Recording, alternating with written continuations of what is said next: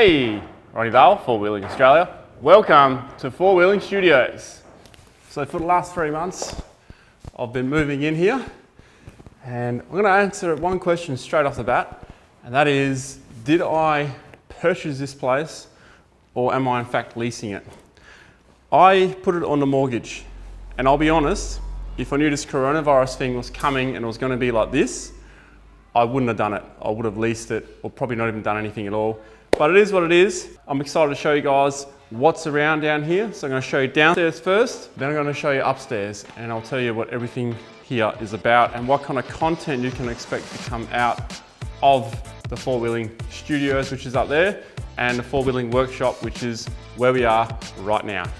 As I said, quick tour of the downstairs, and you can probably hear the reverb's pretty bad here. Now I've got some acoustic panels, but I'll put them all upstairs. I'll probably get some down here because recording down here is going to be difficult because of the reverb. Now I may have to do a budget version, and that is putting curtains and stuff off the walls just to stop the sound bouncing around. I'm pretty sure you can hear it now. It's pretty terrible down here. I can hear myself echoing back. As you can see, I've hung things up the top there. That's also to catch a reverb, but I've got three swags in fact. I have a decent sized garage at home, and you can imagine this would have cluttered everything. We could never park the cars inside. I can now actually get to everything and not have to move stuff to get to stuff. So that was the number one reason for moving all this stuff in here. The number two reason was where I live, my driveway is like this. I can't work on the vehicle. Now I can actually work on the vehicle, do all that stuff that I want to do in here. Am I going to put a hoist in here? No, I'm not going to put a hoist in here because I need the space, I need the freedom to move stuff around. Just turn around so you can get a look at the rest of it. Bit of a tour. So that's the X2 trailer that you guys know very well from a lot of my adventures. It has been pretty useful for a lot of those. All my tools are here now. So basically just bulk storage around here. There's storage under the stairs as well.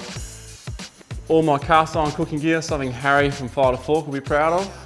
Speaking of camping gear, this whole shelf here is basically full of cooking, cast iron, all that kind of stuff for camping. So these are all the gas stoves that I've used over the past 20 years. And just behind me there are all the survivors from that recovery boards video. So we got the Max Trax Extreme, got my old Max Trax there as well.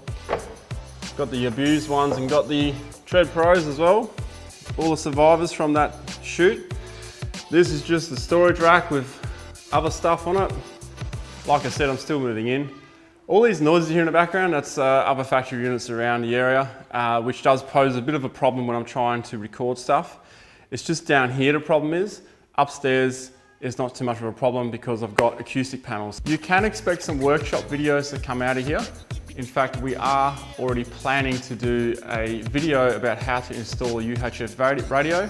So Torbs and myself will tackle that with someone's vehicle who doesn't have a radio in it yet, and show you guys how we actually install it and some tips along the way. A complete DIY thing so you guys can watch and save some bucks yourself and install your own radio. As far as stuff I'm keeping here, I'm not keeping my camera gear here. All my editing will be done at home, even though there's a studio upstairs. That may change in future, but we'll see what happens. Righto guys, time to show you my favorite part, Four Wheeling Studios. Let's go.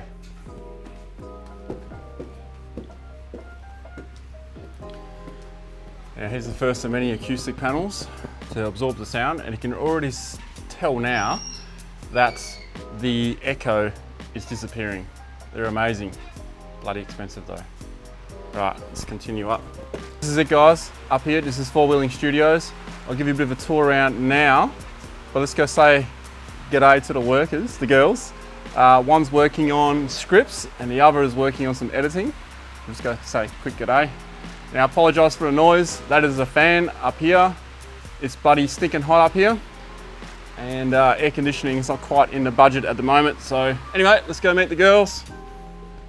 How are you, Hannah? How's the script going? Can you explain to me what you got there? It looks a bit different than last time I saw it. What's going on here? What's going on with the car? Fire blown up into it because blue came and got on it. Right, okay. I'm not sure if we've got enough in the budget to do a vehicle fire, so you might want to change that, please. How you going, Sienna? How's the editing going? Can you leave me alone? Why? Do you want this done or not? Fair enough.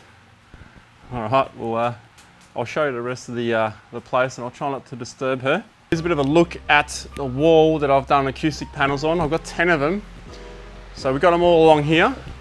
And before I had these on, and before the carpet went in, it was really echoey here. It was not recordable up here. It was so echoey. But now, no reverb whatsoever.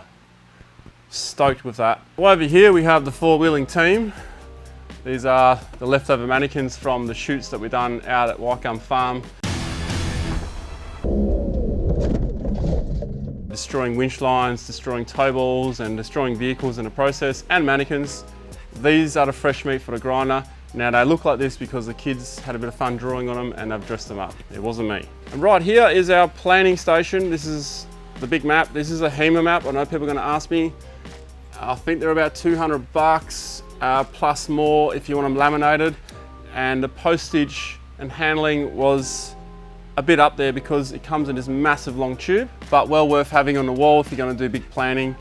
I've drawn heaps of lines or traced the tracks that we've done since 2018, halfway through till now. Because of the coronavirus, some of our plans have changed a bit. We're meant to do the canning stock route and some stuff up here with the Indigenous. I'll explain that in a different video. And this fine piece of Indigenous art is from the Doon Doon community.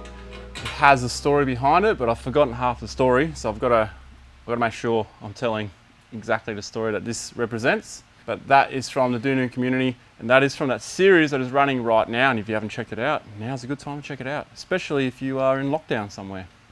Over here in the meeting corner and the interview corner, this is going to be, we've got more acoustic panels up, ready to go. And over here is the kitchenette. One of my favorite things I want to show you, Sir Wipe a Lot. Now to one of my favorite pieces of the whole studio, and that is the sign.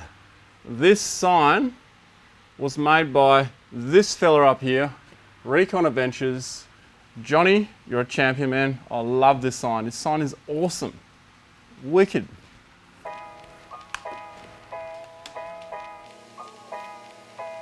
On other exciting news, in this studio, we are relaunching Talkin' 4x4. It'll be shot at this very bench right here with my co-host Torbs, who's not here right now, but he's up north doing some work. When he returns, we will shoot monthly shows, and we are changing up the show. So season 0, which was the old show, we are scrapping that. We are now changing it to an 18 to a 30-minute show rather than being 45 to an hour long. We find that people were listening to it on their way to work and also watching it. And not everyone has time to watch 45 to an hour long show with 2 topics. 1 topic per show, which will run for 15 minutes. We are going to have beer of the show, which will come out of this very fridge over here. Beer of the show. So the whole intention with that is before the main topic starts, we will crack, well, this is a Coke, but we'll crack our beer, give you our first impression, and at the end of the main topic, we'll tell you exactly how that particular beer went. We're going to score it out of 0 to 10. Item of the show. To qualify as item of the show, it needs to be either cool, interesting, or something new to the market. Something that will excite us. We are going to take turns at bringing the item of the show in. So one week I'll bring it in, next week Torbs will bring it in. The same goes for the beers. We're going to try different beers every single time. We also have a correspondent up in Broome, Harry from Fire to Fork. He will provide us with a cooking tip of the show. Stu from our four-wheeling training, our main training guy, he's also going to provide us with tip of the show. So there's a lot of stuff happening, and we're going to try and condense all this into 18 to 30 minutes. This wall here behind us is kind of bland at the moment. We need something on this wall. We're thinking a bull bar cross here, maybe a tyre and rim combo on that side. We're not sure what we're going to do yet, but we want to do something. We want to create like a full drive garage theme going on behind us, something that's not too distracting, but something that's interactive perhaps. So if we do put a bull bar up there, we want to wire the lights in. Actually, speaking of wiring, big thanks to Torbs here. He's done all the wiring in this building, and not only that, we've also got some pyrotechnics happening. So I can't wait to show you that. We'll hook it up properly when Torbs is here. It's all ready to go. We have tested it. and I look forward to launching Talking 4x4 Season 1. It's going to be Season 1, 12 episodes a year. However, this first year, because we're moving in and coronavirus has delayed a lot of things, there will probably be 9 to 8 episodes this year. But then 2021, 12 episodes. Any questions, feel free to ask them, and I'll see you guys in the next video.